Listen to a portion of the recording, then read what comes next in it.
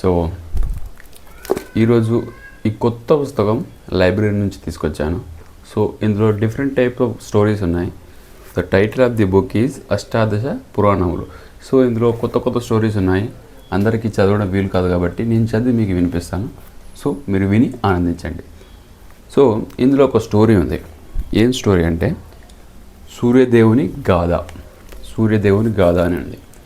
So సూర్యదేవునికి తన focus వల్ల తనకే ఇబ్బందులు వస్తాయి.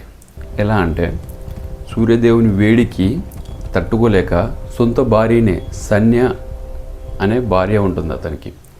సో అతని వేడికి తట్టుకోలేక, సూర్యదేవుని వేడికి తట్టుకోలేక తను పుట్టింటికి వెళ్ళిపోతుంది చెప్పకుండానే. ఆమె ఏం చేస్తుందంటే ఆమె లాంటి ఒక ప్రతిరూపాన్ని తయారు చేసి ఒక ఛాయను క్రియేట్ చేసి అక్కడ పెట్టేసి సూర్యదేవుని దగ్గర పెట్టేసి తను పుట్టింటికి వెళ్ళిపోతుంది. సో అలా వెళ్ళడం వల్ల సేమ్ ఫేస్ కట్ సేమ్ అంతా బాడీ స్ట్రక్చర్ సేమ్ ఉండడం వల్ల సూర్యదేవుడికి అనుమానం ఏమి రాదు. సూర్యదేవుని వేడి ఎలా ఉంటుందంటే కడుపులో ఉన్న పిండాన్ని కూడా చంపేంత వేడి ఉంటుంది సూర్యదేవునికి. సో ఆ వేడికి తట్టుకోలేక సన్య ఇంటికి వెళ్ళిపోతుంది, పుట్టింటికి. సో కొద్ది రోజుల తర్వాత యాజ్ టైం పాసెస్ బై సూర్యదేవునికి తెలిసిపోతుంది ఇక్కడున్నది తన పక్కన ఉన్నది సన్య, తన భార్య సన్య కాదు, ఒక ఛాయ. ఆమె పేరు ఛాయ అని పెడుతుంది సన్య.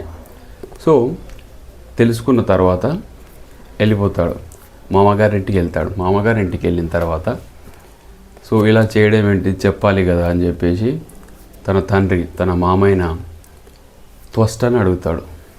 సో అప్పుడు ఏం చెప్తాడంటే మేము చెప్పి పంపించాం, తను ఇంటికే మీ దగ్గరికే వచ్చిందనుకున్నాం.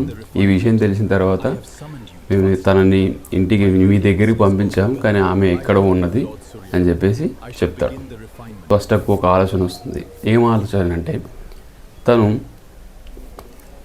తన వేడికి, సూర్యదేవుని వేడికి తట్టుకోలేక సన్య పుట్టింటికి వచ్చింది. సో ఆ వేడిని తగ్గించాలి.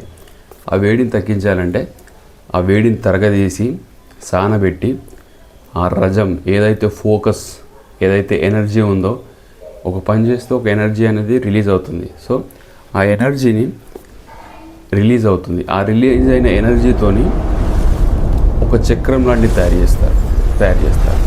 ఆ చక్రం ఏంటో తెలుసా? సుదర్శన చక్రం. ఏదైతే